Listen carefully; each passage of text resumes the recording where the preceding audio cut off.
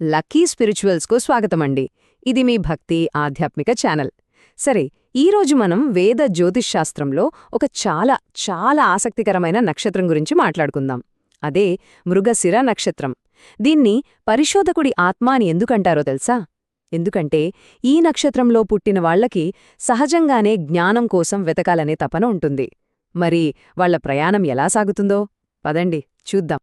చూశారు కదా, వారు రాశిచక్రం యొక్క శాశ్వత పరిశోధకులు. ఈ ఒక్క మాట చాలండి వాళ్ల స్వభావాన్ని మొత్తం చెప్పేస్తుంది. వాళ్ల దృష్టిలో జీవితమంటే ఏంటో తెలుసా? కేవలం సమాధానాలు వెతకడం కాదు, అసలు సరైన ప్రశ్న ఏంటి అని అడగడం. ఆ అన్వేషణ, ఆ తపలే వాళ్లనెప్పుడూ ముందుకు నడిపిస్తూ ఉంటుంది. సరే, మరి వాళ్ల జీవితాన్ని మనం పూర్తిగా అర్థం చేసుకోవాలంటే ముందుగా వాళ్ల ఆ ప్రశ్నించే మనస్సు గురించి తెలుసుకుందాం. ఆ తర్వాత వాళ్ల వ్యక్తిత్వం ఎలా ఉంటుంది, వాళ్ల కెరియర్, అదృష్టం, అలాగే ప్రేమ, కుటుంబ జీవితం, చివరిగా వాళ్ల జీవితం ఏ దశల్లో ఎలా సాగుతోందో వీటన్నిటినీ వివరంగా చూద్దాం. సరే, మొదటిది ప్రశ్నించే మనస్సు. చూడండి, ప్రతి ఒక్కరి వ్యక్తిత్వానికి ఒక పునాది అంటూ ఉంటుంది కదా. మృగశిర నక్షత్ర జాతకులకు ఆ పునాదే వాళ్ల ప్రశ్నించే తత్వం. వాళ్లు నిరంతరం ఎందుకు అన్వేషిస్తూ ఉంటారు, ఆ తపన వెనుక అసలు ఏముందో ఇప్పుడు చూద్దాం. ఇక్కడ చూడండి, పరిశోధకుడు అంటే వాళ్ల రీసెర్చ్ కేవలం పుస్తకాలకో కాలేజీలకో పరిమితం కాదు.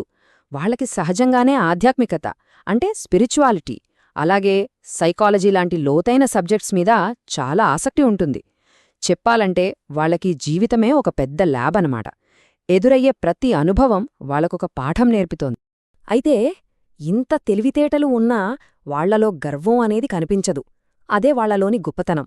ఇక్కడ మనం చూస్తున్నాం కదా, వాళ్ళు చాలా మర్యాదగా, గౌరవంగా ఉంటారు, అందరితో స్నేహంగా ఉంటారు, ఇతరులకు సహాయం చేయడంలో ముందుంటారు. అంటే వాళ్ల చురుకైన మెదడు వాళ్ల దయగల మనసుతో కలిసి పనిచేస్తుందన్నమాట. అద్భుతం కదా.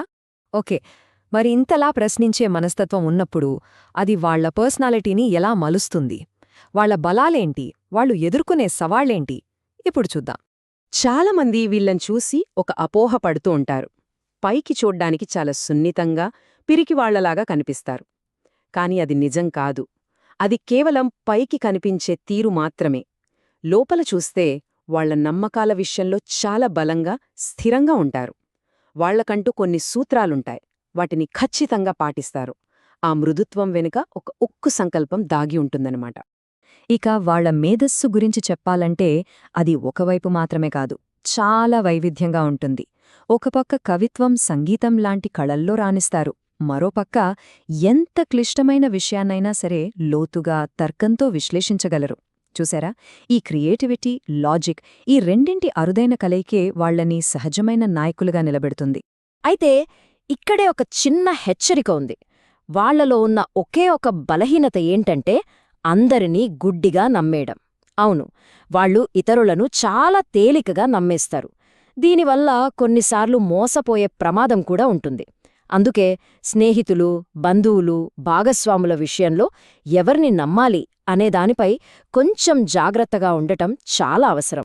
సరే, ఇంతటి ప్రత్యేకమైన వ్యక్తిత్వం ఉంది కదా, మరి వాళ్ల కెరీర్ ఎలా ఉంటుంది, ఆర్థికంగా ఎలా రాణిస్తారు, వాళ్ల జ్ఞానం కోసం చేసే అన్వేషణ వాళ్ల వృత్తికి ఏ విధంగా ఉపయోగపడుతుందో ఇప్పుడు చూద్దాం.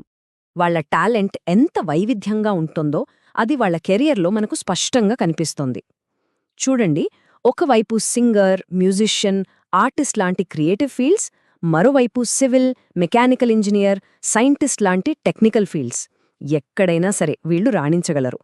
వాళ్లలోని పరిశోధనా స్వభావం వాళ్లని మంచి సైంటిస్టులను చేస్తే, వాళ్ల కమ్యూనికేషన్ స్కిల్స్ వాళ్లని అద్భుతమైన లెక్చరర్లను చేస్తాయి. ఇక డబ్బు విషయానికొస్తే ఇక్కడ ఒక చాలా ఆసక్తికరమైన వైరుధ్యం కనిపిస్తుంది. ఏంటంటే వాళ్లకున్న అనలిటికల్ స్కిల్స్ వల్ల వేరే వాళ్లకి ఫైనాన్షియల్ మేనేజ్మెంట్ మీద అద్భుతమైన సలహాలిస్తారు. డబ్బు ఇలా దాచుకోండి, అక్కడ ఇన్వెస్ట్ చేయండి అని బాగా చెప్తారు. కానీ వాళ్ల సొంత విషయానికొచ్చేసరికి ఖర్చులను కంట్రోల్ చేసుకోవడంలో మాత్రం కాస్త ఇబ్బంది పడతారు. బహుశా వాళ్ల ఉదార స్వభావం వల్ల కావచ్చు. సరే, ప్రొఫెషనల్ లైఫ్లో ఇంత వెరైటీ చూపించే మృగశిర జాతకులు మరి ప్రేమ, కుటుంబ జీవితంలో ఎలా ఉంటారో, వాళ్ల రిలేషన్షిప్స్లో ఆ సామరస్యం ఎలా వస్తుంది, దాని వెనుకున్న రహస్యాలేంటో ఇప్పుడు చూద్దాం. ఆహా, శివపార్వతులు ఆదర్శ దాంపత్యానికి వీళ్లకన్నా గొప్ప ఉదాహరణ ఏముంటుంది? శాస్త్రాలు కూడా ఇదే చెప్తున్నాయి.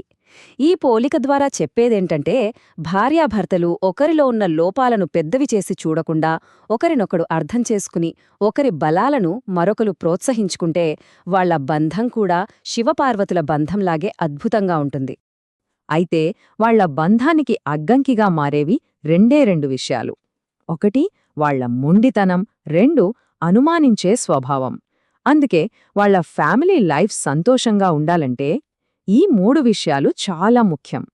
మొదటిది మొండి పట్టుదలలు వదిలేసి కాస్త ఫ్లెక్సిబుల్గా ఉండటం. రెండవది అనవసరమైన అనుమానాలకు పోకుండా భాగస్వామి మీద నమ్మకముంచటం. ఇక మూడవది, ఇది చాలా ముఖ్యం, తమ పార్ట్నర్ ఆరోగ్యం పట్ల ప్రత్యేక శ్రద్ధ తీసుకోవటం. ఈ 3 పాటిస్తే చాలు. రైట్, ఇన్ని గుణగణాలు, బలాలు, బలహీనతలు చూశాం కదా. మరి వీటన్నిటితో వాళ్ల జీవిత ప్రయాణం మొత్తం మీద ఎలా సాగుతోంది? వాళ్ల విజయం వెనుక ఉన్న మార్గమేంటి? జీవితంలోని వివిధ దశల్లో ఏమేం జరుగుతాయో ఇప్పుడు చివరిగా చూద్దాం. వాళ్ల జీవితాన్ని ఒక నది ప్రవాహంతో పోల్చవచ్చు. సుమారు 32 వయసు వరకు ఆ నది ఎన్నో రాళ్ళు, రప్పల మధ్య ఎగుడుదిగుడు దారుల్లో కష్టపడి ప్రయాణిస్తుంది. కాని 33 దాటిన తర్వాత నుండి 50 వరకు ఆ ప్రవాహం చాలా సాఫీగా, వేగంగా సాగుతుంది. ఇక 50 దాటాక ఆ నది ప్రశాంతమైన సముద్రంలో కలిసినట్టు వాళ్ళు తమ విజయ ఫలాలను ఆస్వాదిస్తారు. అంటే మొదట్లో పడిన కష్టాలే వాళ్ల విజయానికి బలమైన పునాది వేస్తాయన్నమాట. 33 ఈ వయస్సు వాళ్ల జీవితంలో ఒక కీలకమైన మలుపు, ఒక టర్నింగ్ పాయింట్. అప్పటిదాకా వాళ్లు పడిన కష్టానికి, వాళ్ల పట్టుదలకి సరైన ప్రతిఫలం దక్కడం ఇక్కడ్నించే మొదలవుతుంది. దీన్నే వాళ్ల స్వర్ణయుగానికి ఆరంభమని చెప్పొచ్చు. మొత్తానికి మనం మొదట్లో అనుకున్నట్టు ఆత్మ అనేది ఒక శాశ్వత పరిశోధకుడైతే, మరి ఈ జీవితంలో అది కనుక్కోవలసిన ఆ గొప్ప ఆవిష్కరణేంటి?